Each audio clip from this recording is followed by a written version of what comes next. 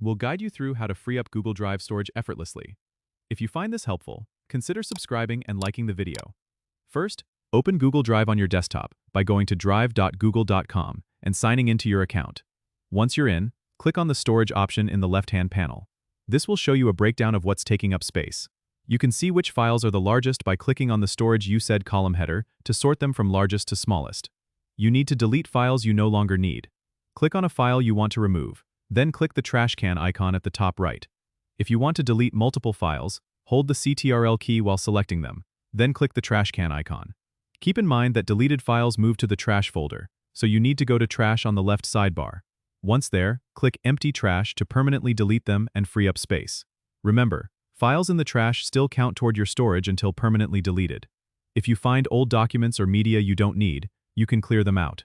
Also, consider moving files to a different storage service or downloading them to your computer if you need to keep them, but want to free up Google Drive space. Don't forget to check shared files that you don't own, because they might be taking up space, and you can remove your access to them if they're no longer needed. Doing these steps should help you quickly free up a significant amount of storage in your Google Drive account. Don't forget to subscribe and comment if this helped you out.